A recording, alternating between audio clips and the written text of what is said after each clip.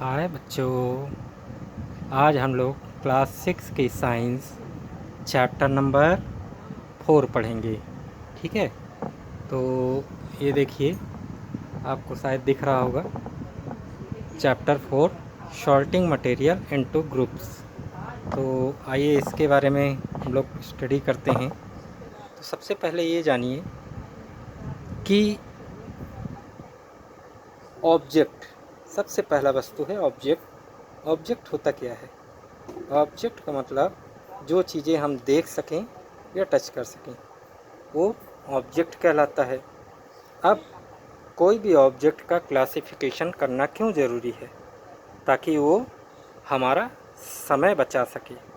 ठीक है, ताकि देखिए, आप व्यवस्थित कोई चीज़ रखेंगे तो आपको ढूंढने में बहुत आसानी होगी, लेकिन यदि आप इधर उधर हर चीज़ फेंक देंगे तो आपको कोई भी वस्तु ढूंढने में बहुत ही कठिनाई होगी और समय से आपको मिल भी नहीं पाएगा। तो आगे देखिए, जो क्लासिफिकेशन होता है वस्तुओं का, हम लोग जो वर्गीकरण करते हैं वो उसकी समानता या असमानता, समानता और असमानता के हिसाब से अलग अलग भागों में बांटते हैं। तो चलिए सबसे पहले देखें, ये जो है मेन क्या करता है कि समय हमारा बचाता है। देखिए, फिर नेक्स्ट है आपका मटेरियल। मटेरियल क्या होता है कि ऐसा अवयव जो कि क्या करता है, जो कि विभिन्न वस्तुओं को बनाने के काम में आता है, वो मटेरियल कहलाता है। जैसे हम लोग को मान के चलो समोसा बनाना हो, तो समोसा के लिए देखो हम लोग क्या लेते हैं, पहले मैदा लेते हैं, फिर नमक लेते हैं, है ना, पानी लेते हैं। तो ये सब क्या है?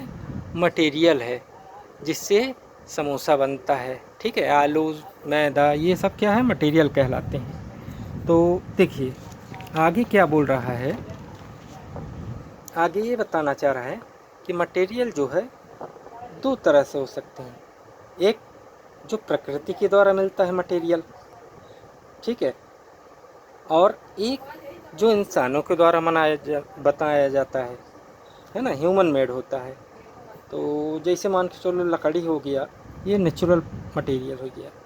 अब प्लास्टिक जो है ये फैक्ट्रियों में बनाए जाते हैं।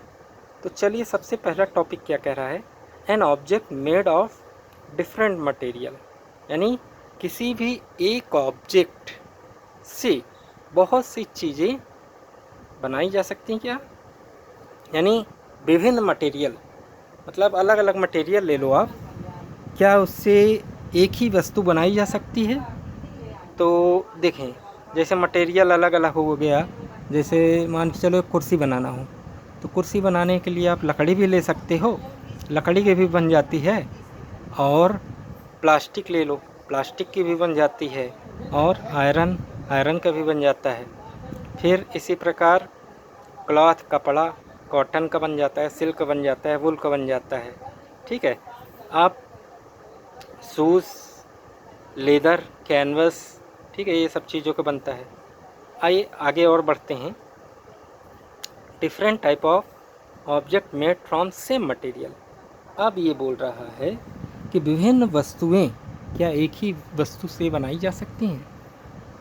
तो आइए देखते हैं।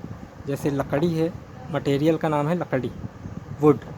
ठीक है, मटेरियल हमारा कौन सा हो जा रहा है? वुड। तो वुड से देखिए लकड़ी से क्या क्या बन सकता है? टेबल, कुर्सी, दरवाज़ा और खिड़की। ठीक है, इसी प्रकार आपको बहुत सी चीज़ें ऐसी होंगी जो कि विभिन्न प्रकार की वस्तुएं बनाई जा सकती हैं। आगे देखें ना, object made of combination material. अब यहाँ पर देखो, वेजिटेबल करी, जो कढ़ी बनती है तो उसमें आप विभिन्न प्रकार के मटेरियल यूज़ करते हैं, जैसे वेजिटेबल, साल्ट, स्पाइसेस, घी, यानी नमक, मसाला, ये सब क्या है। अब चाय बनाना हो तो चाय में शक्कर, शक्कर के अलावा आपका हो गया पानी, है ना, अदरक, ये सब चीज़ें से मिलकर बनता है। आइए आगे देखें जो मेन चीज़ें हैं। मैटर, मैटर क्या होता है? कोई भी चीज़ जो स्थान घेरे और जिसका मास होता है, भार, उसे हम मैटर कहते हैं। ठीक है, फिर क्या बोल रहा है, मैटर जो है बहुत छोटी आइटम से मिलकर बना होता है, पार्टिकल से मिलकर बना होता है। मैटर जो है बहुत छोटे पार्टिकल से मिलकर बना होता है, उसको हम लोग क्या कहते हैं, एटम्स कहते हैं। ठीक है, जो छोटे पार्टिकल से मिलकर बना होता है मैटर, उसे हम क्या कहते हैं, एटम्स कहते हैं। ये देखिए, अब आगे देखें एलिमेंट्स क्या होता है। एलिमेंट्स का मतलब होता है कि जो केवल ऐसा अवयव जो केवल एक ही प्रकार के एटम से बना हो। ठीक है, जैसे हाइड्रोजन हो गया, ठीक है, और आपका नाइट्रोजन हो गया, ऑक्सीजन हो गया, और इस प्रकार जो एक ही प्रकार के तत्व से बना होता है। कंपाउंड जो होता है दो प्रकार के इसमें एलिमेंट मिलकर बनते हैं। जैसे आप देखेंगे पानी में H2O फार्मूला होता है, और इसमें हाइड्रोजन और ऑक्सीजन क्या क्या यूज़ होता है, हाइड्रोजन और ऑक्सीजन का यूज़ होता है। नमक NaCl होता है, सोडियम क्लोराइड, तो इसमें सोडियम और क्लोरीन से मिलकर बना होता है। तो ये कंपाउंड हो गया। अब प्रॉपर्टीज़ ऑफ मटेरियल देखते हैं, मटेरियल्स की क्या क्या प्रॉपर्टी होती हैं। पहला देखिए अपीयरेंस, मतलब आप कैसा दिखता है। ठीक है, दिखने में ये आपकी क्वालिटी बताएगा कि कोई भी वस्तु जो आप मटेरियल देख रहे हो, देखिए मटेरियल जो आप देख रहे हो तो वो कैसा है, उसकी चमक कैसी है। ठीक है, कोई कोई वस्तु बहुत चमकदार होती हैं, तो जैसे आयरन, कॉपर, एल्युमिनियम, तो इनमें बहुत शाइनिंग सरफेस होता है जिसको हम लस्चरस मटेरियल कहते हैं। और लकड़ी, प्लास्टिक, इसमें क्या है, ये चमकदार नहीं होती, इसको नॉन लस्चरस मटेरियल कहते हैं। फिर टेक्सचर देखो, टेक्सचर में क्या होता है, कोई वस्तु रफ़ होती है, खुरदुरी, और कोई वस्तु बहुत स्मूथ होती है। ठीक है, इसी प्रकार हार्डनेस, हार्डनेस में आप देखे होगे कोई कोई वस्तु बहुत हार्ड होती है और कोई वस्तु बहुत सॉफ्ट होती है। देखो स्पंज हो गया, फोम हो गया, ये बहुत सॉफ्ट है, लेकिन आयरन, एल्युमिनियम ये बहुत हार्ड वस्तु होता है। ठीक है, और एक चीज़ और है, डायमंड जो है सबसे हार्डेस्ट वस्तु मानी जाती है। ठीक है, उसके बाद सोल्यूबल, इनसोल्यूबल। ठीक है, यानी घुलनशील है या नहीं घुलनशील है। ठीक है, तो कोई कोई वस्तु पानी में घुल जाती है, जैसे शक्कर हो गया, ठीक है, पानी में घुल गया, नमक हो गया, तो वो सोल्यूबल होता है। और जो चीज़ नहीं घुले, जैसे चौक डाल दो पानी में नहीं घुलेगा, तो वो इनसोल्यूबल होता है। ठीक है, फिर सोल्युबिलिटी इन वाटर, सॉलिड वस्तु के लिए दिया है और लिक्विड वस्तु के लिए दिया है कि ये आपका तो सोल्यूबल हो जाता है, जो घुल जाता है, और जो नहीं घुलता उसको इनसोल्यूबल कहते हैं। अब देखिए लिक्विड के बारे में आपकी बात होती है। लिक्विड में क्या है,